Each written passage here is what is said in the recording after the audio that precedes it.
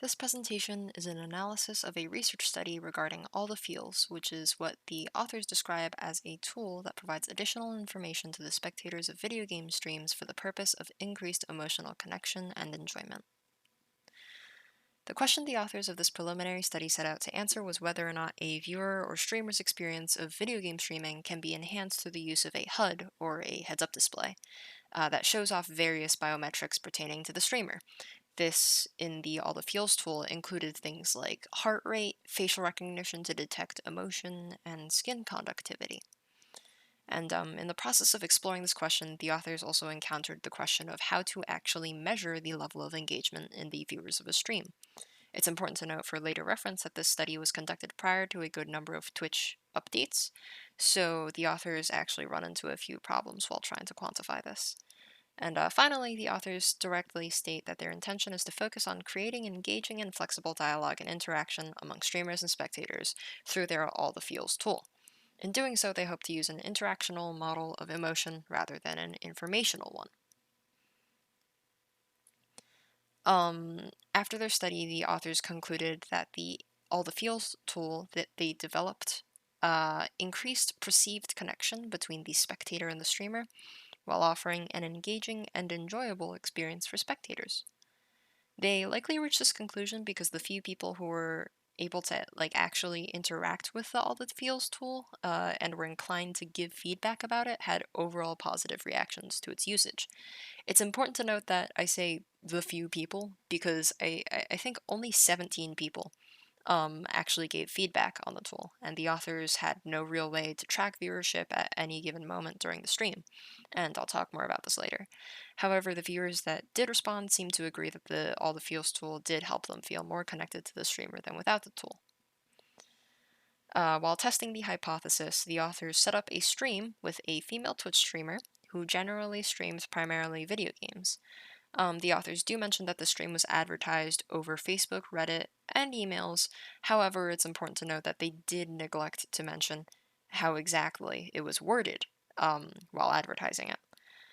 The actual stream ran for 2 consecutive hours, during which a few different games were played. The first hour of the stream ran without the All the Feels HUD, and the second hour of the stream ran with the All the Feels HUD enabled.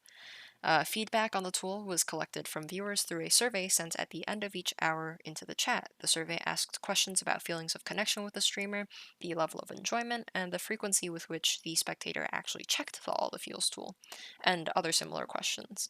The two surveys, before and after enabling the All the Feels tool, were compared to see how people felt about it.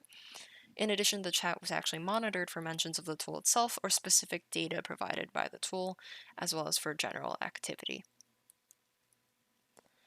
In terms of the reliability and accuracy of the results, although the authors don't make any wild claims, as you can probably tell from the previously mentioned conclusions, there are some issues with the claim, at least in my opinion. The first thing is because the wording of the advertisement for the stream wasn't clarified, we don't actually know the demographic of the stream, I guess you could say. If the stream was advertised in a very formal and academically focused manner, the audience would be completely different from a standard audience that views streams on Twitch for entertainment on a regular basis. So maybe they would have different opinions on what counts as entertaining or enjoyable. In a similar vein of thought, the size of the stream audience is an issue as well, where if you've watched a few Twitch streams in your lifetime, you'll know that the environment of a large stream is completely different from a small one, in the sense that large stream audiences tend to be more emotionally distant from the streamer and will usually just be spamming emotes or phrases instead of actually talking, as people would in a smaller stream. And the third point is about how it really doesn't make sense to project data based on the feedback of an audience of about 15 to 17 viewers onto an audience of much, much more, possibly tens of thousands of more. And the reason I'm saying about 17 viewers is because in their methods, the authors actually mentioned that back then when this research study was conducted, Twitch didn't have the ability, or at least streamers didn't have the ability to view the exact number of viewers for a stream at a given moment. I think at the time they only had the ability to view how many different people were watching the stream overall.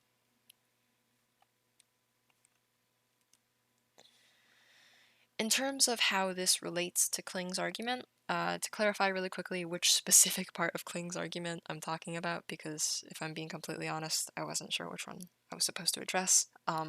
Kling specifically argues that the social context of information technology development directly influences how people actually interact and engage with information technology, both information and technology, respectively.